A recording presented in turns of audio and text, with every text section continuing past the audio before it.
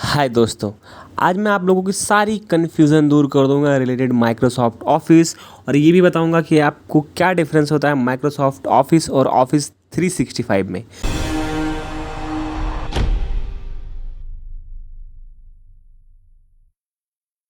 तो जैसा कि आप लोग देख सकते हैं, मैंने माइक्रोसॉफ्ट ऑफिस के बारे में कुछ लिख रखा है।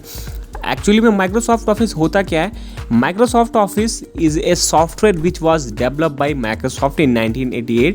This office suit compress various application which from the core of computer uses in today world. यानी कि आज के टाइम में उन सारे कामों को एनालाइज करके इसमें कुछ सॉफ्टवेयर तैयार किए गए हैं जो 99% लोग इनका यूज़ करते हैं। तो चलिए चलते हैं आगे।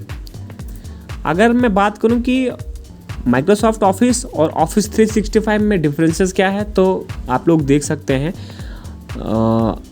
प्राइसिंग की अगर बात करें तो प्राइसिंग क्या होता है कि अगर माइक्रोसॉफ्ट ऑफिस आप ले रहे हो वर्जन वाइज, जैसे 2018 है, फिर 19 है, फिर 21 है, तो आपको सिंगल टाइम एक वर्जन का पे करना पड़ेगा। जैसे मैंने 2019 का ले लिया तो मैंने वन टाइम पे कर दिया, देन दैट्स इट, फिर कुछ नहीं करना है। लेकिन अब अगर 365 लेते हो ऑफिस, तो इसमें कोई वर्जन का इशू नहीं रहता, ये ऑनलाइन चलता है और इसको आपको मंथली फ़ी देना होता है या आप ईयरली सब्सक्रिप्शन ले सकते हैं। ये सब्सक्रिप्शन बेस होता है और जैसा कि ये ऑनलाइन होता है तो उसमें अपडेट का कोई झंझट नहीं होता है। जैसे आप दूसरा हेड देख सकते हो, ऐप एंड अपडेट्स, और ये ऑफलाइन होता है तो इसमें अपडेट्स का चक्कर होता है। और जैसे ही वर्जन एक अपडेट होता है 2019 से 20 होता है तो 20 का लाइसेंस अलग होता है, आप 19 ही चला सकते हो। 19 के अंदर जितने अपडेट आएंगे वही आप यूज़ कर सकते हो। फिर अवेलेबिलिटी की बात करें तो आप माइक्रोसॉफ्ट ऑफिस जो ईयर वाइज है, इसको आप एक डिवाइस में डाल सकते हैं, यूज़र आपके पास एक लाइसेंस की होती है, और जो 365 है या 5 डिवाइसेस में लॉगिन कर सकते हैं एक ही सब्सक्रिप्शन के हिसाब से। यानी कि एक बार एक सब्सक्रिप्शन आप ले लो, आप 5 डिवाइसेस में अलग अलग लॉगिन कर सकते हो। सिक्योरिटी पर्पस से देखा जाए तो जो ऑफिस 365 है ऑनलाइन चलता है, तो टाइम टू टाइम इसमें अगर कोई बग्स होता है फिक्स होता रहता है और ये काफ़ी सिक्योर होता है। और अगर इनकी बात की जाए तो ये भी ऐसा नहीं कि बहुत ज़्यादा सिक्योर नहीं होता, ये भी ठीक ठाक होता है, बट ये ज़्यादा ठीक होता है 365 सिक्योरिटी के मामले में, क्योंकि ये ऑनलाइन चलता रहता है। और स्टोरेज की बात की जाए तो 365 में 1 TB का स्टोरेज मिलता है ऑनलाइन। आप 1 TB तक अपने फाइल डाटा कितना भी ऑनलाइन रखो, कभी कोई इशू नहीं है। और इसमें ऐसा कोई स्टोरेज नहीं मिलता है, आपको अपने ड्राइव पे डाटा रखना होता है। तो एक छोटा सा डिफरेंसेस था ऑफिस 365 और 2019 के बारे में। अब आइए चलते हैं माइक्रोसॉफ्ट ऑफिस एक्चुअल में क्या है। माइक्रोसॉफ्ट ऑफिस एक मतलब कंप्यूटर वर्ल्ड में कई सारे तरह की जॉब प्रोफाइल, कई सारे तरह के वर्क को एनालाइज करके ऐसे कुछ एप्लीकेशन बनाए गए हैं जो आज के टाइम में बहुत ज़्यादा यूज़ होते हैं। जो इनमें से अगर मैं ज़्यादा बात करूं जो मोस्ट पॉपुलर है तो वो है MS Word, Excel, PowerPoint और आपका आउटलुक। तो आप लोग देख सकते हैं कि इसमें थंबनेल में कुछ आइडिया लग रहा होगा कि इसमें किस टाइप का काम होता है। तो चलिए ये भी मैं आप लोगों के साथ क्लियर कर देता हूँ। अगर MS वर्ड की बात करें तो MS वर्ड का जो पहला रिलीज़ हुआ था वो 1983 में हुआ था। तब MS ऑफिस का पैकेज नहीं बना था, तब इसको इंडिविजुअल रिलीज़ किया गया था। और इसका जो फाइल डॉक का एक्सटेंशन होता है वह DOC होता है। और it's a useful creating a document. आप किसी भी टाइप का डॉक्यूमेंट है, लेटर बनाना है, फॉर्म बनाना है, या पिक्चर्स के साथ साथ कुछ उसके बारे में डॉक्यूमेंट्री टाइप की बनानी है, यानी टेक्स्ट और इमेजेस के साथ साथ लिखावट का सारा काम इसी पे होता है, पैराग्राफिंग सारा। तो आप लोग देख सकते हो कि मैंने इस पे सब मेंशन कर दिया है। फिर बात करते हैं दूसरे नंबर की MS एक्सेल। MS एक्सेल अपने आप में ही बहुत बड़ी फील्ड है, बहुत ज़्यादा स्कोप है आज की डेट में।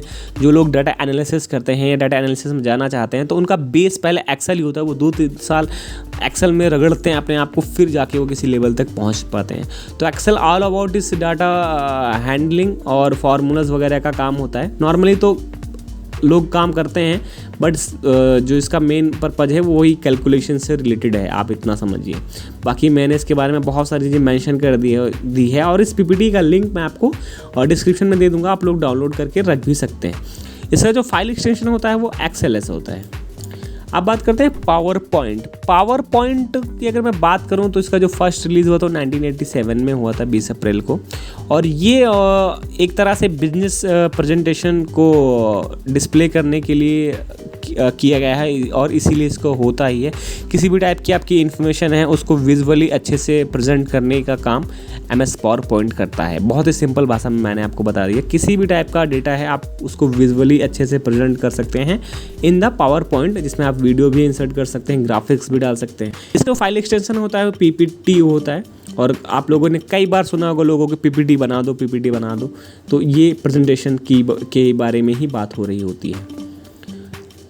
अब बात करते हैं आउटलुक। आउटलुक क्या है? आउटलुक एक तरह से मेल मैनेजमेंट सिस्टम है। मेल, आप जीमेल सब लोग जानते होंगे या नहीं जानते होंगे, तो मैंने जीमेल के बारे में एक सीरीज़ बनाई है, वो आप चेक करें। और मेलिंग जो होती है, एक दूसरे को मेल करना, मैनेज करना, इसी को थोड़ा सा और एडवांस और यूज़र के काम को ध्यान में रखते हुए आउटलुक डिज़ाइन किया गया है। यहाँ पे बहुत सारे ऑप्शन आपको वैसे ही मिलेंगे जैसे कि आपको MS Word, PowerPoint, Excel में होते हैं। कई सारे ऑप्शन आपको वहीं की मिलेंगे, और कई सारे ऑप्शन जैसे कि मीटिंग शेड्यूल, मीटिंग या टास्क शेड्यूल, इसमें बहुत सारे ऐसे ऑप्शन होते हैं जो आपके काम को ऑर्गेनाइज करने में आपकी मदद करते हैं। तो प्राइवेट सेक्टर में MS आउटलुक का बहुत ज़्यादा यूज़ होता है। ये कुछ वर्जन्स मैंने जहाँ तक मेरे को डिटेल मिल पाई है कि माइक्रोसॉफ्ट ऑफिस फॉर विंडोज़ 1919 में लॉन्च हुआ था, माइक्रोसॉफ्ट ऑफिस 3.0 अगस्त 30 1992 में। तो इसके बारे में थोड़ी सी मैंने डिटेल दे दी है, आप लोग देख लेना इसको। तो ये बहुत ही शॉर्ट इंट्रोडक्शन थी ऑल अबाउट माइक्रोसॉफ्ट ऑफिस। अब मैं हर एक इन चारों के ऊपर, एक्सेल, वर्ड, पावर पॉइंट और आउटलुक, इन चारों के ऊपर आपको एक वीडियो दूंगा। और कमेंट करके कई लोगों ने बोला कि सर वीडियो लंबी हो जाती है, तो मैंने ज़्यादा वीडियो को लंबी नहीं रखा है, इसीलिए मैं आपको अब एक वर्ड पे दूंगा, जिसमें पहले मैं आपको इसके थ्योरिकल कुछ पार्ट बताऊंगा, फिर प्रैक्टिकल बताऊंगा कि ऑफिस में प्रैक्टिकल चीज़ें क्या होती हैं और कौन से ऑप्शन ऐसे होते हैं जो ज़्यादा ध्यान देने चाहिए। और ऐसे ही एक्सेल के बारे में, ऐसे ही पावर पॉइंट के बारे में, और ऐसे ही आउटलुक के बारे में, इन सभी के बारे में एक आपको इंडिविजुअल क्लास आपको बहुत जल्द मिल जाएगी। और आप सभी लोगों को वीडियो अच्छा लगा हो तो प्लीज़ लाइक करो और कमेंट करके बताओ वीडियो कैसा लगा, और प्लीज़ दोस्तों अपने शेयर करो जिससे मुझे भी एक इंस्पिरेशन मिल सके। तो मिलते हैं नेक्स्ट वीडियो में।